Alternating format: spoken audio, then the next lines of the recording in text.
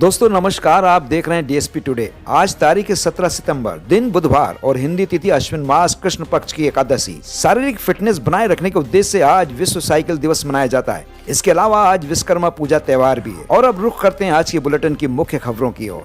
दिल्ली में भारत और अमेरिका के बीच व्यापार वार्ता शुरू हो गई है। अमेरिका ने हाल ही में भारत से आयातित सामान पर कुल 50% तक टैरिफ लगा दिया है, जिससे भारतीय निर्यात प्रभावित हुआ है। अमेरिका का कहना है कि भारत रूस से तेल खरीदना बंद करे, जबकि भारत इसे अपनी ऊर्जा जरूरतों से जोड़ता है। दोनों देश टैरिफ, निर्यात और बाजार पहुंच जैसे मुद्दों पर समाधान खोजने की कोशिश कर रहे हैं, ताकि व्यापारिक रिश्तों में सुधार हो सके।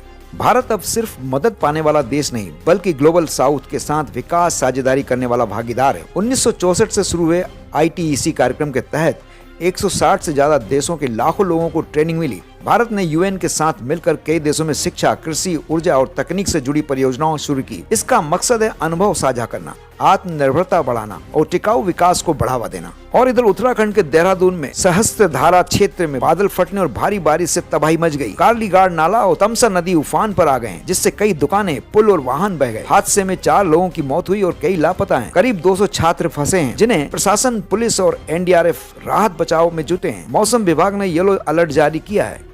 भारत ने बंगाल की खाड़ी में संभावित मिसाइल परीक्षण की घोषणा की है। यह परीक्षण 24 और 25 सितंबर को किया जा सकता है। इसके लिए समुद्री और हवाई क्षेत्र में चेतावनी जारी की गई है, ताकि जहाज और विमान सुरक्षित दूरी बनाए रखें। रक्षा क्षेत्र में इसे भारत की बड़ी तैयारी माना जा रहा है। और इधर जानते हैं शेयर बाजार के हाल क्या हैं। सप्ताह की शुरुआत में शेयर बाजार हल्की बढ़त के साथ खुले। शुरुआती कारोबार में सेंसेक्स 180 अंक चढ़कर 81,250 और निफ्टी 55 अंक बढ़कर 24,670 पर पहुंचा। निवेशकों की नजर दिल्ली में चल रही भारत अमेरिका व्यापार वार्ता पर है, जिससे टैरिफ तनाव कम होने की उम्मीद है। विशेषज्ञों का कहना है कि अगर बातचीत से सकारात्मक संकेत मिलते हैं तो बाजार में और मजबूती आ सकती है।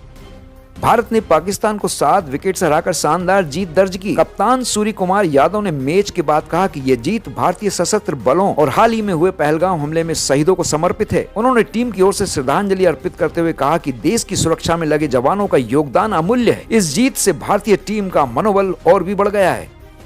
और इधर किसानों के लिए अच्छी खबर है। कैबिनेट ने प्रधानमंत्री फसल बीमा योजना और मौसम आधारित बीमा कार्यक्रम को 2025-26 तक के लिए जारी रखने की मंजूरी दी है। इसके लिए लगभग 69,516 करोड़ रुपए का बजट रखा गया है। सरकार ने दावा निपटान तेज करने, पारदर्शिता बढ़ाने और तकनीक के बेहतर इस्तेमाल के लिए FIAT fund of innovation and technology नामक नया फंड भी शुरू किया है, जिससे किसानों को अधिक लाभ मिलेगा।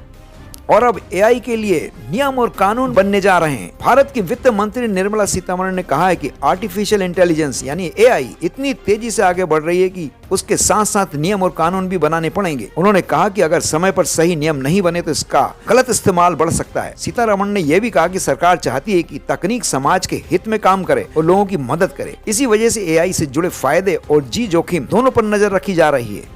और अब मौसम के मिजाज जानते हैं। भारतीय मौसम विभाग ने बताया इस हफ्ते देश के कई हिस्सों में हल्की से मध्यम बारिश की संभावना है। मध्य प्रदेश, महाराष्ट्र और उत्तर पूर्व में भारी बारिश के आसार। इंदौर में 16 से 21 सितंबर तक लगातार बारिश का अनुमान है। IMD ने जिले के लिए येलो अलर्ट जारी किया है। सभी को सलाह दी जाती है कि जल भराव और सड़क हादसों से सावधान रहें। और बुलेटिन के अंत में चलते हैं खेल दुनिया की ओर। भारत क्रिकेट टीम की नई जर्सी स्पॉन्सर बनी अपोलो टायर्स। अपोलो टायर्स ने भारतीय क्रिकेट टीम की जर्सी स्पॉन्सरशिप 2027 तक के लिए हासिल की है। यह करार प्रति मैच लगभग 4.5 करोड़ का है। भारत ने पाकिस्तान को 7 विकेट से हराकर एशिया कप 2025 के सुपर 4 में अपनी जगह पक्की की है। भारत पाकिस्तान मैच में विवाद भी हुआ। ICC ने पाकिस्तान टीम की मांग खारिज की। पाकिस्तान क्रिकेट बोर्ड PCB ने मैच रेफरी एंडी पाइक्राफ्ट को एशिया कप से हटाने की मांग की थी, जिसे ICC ने खारिज कर दिया। इसके बाद पाकिस्तान ने टूर्नामेंट का बहिष्कार करने की धमकी दी है।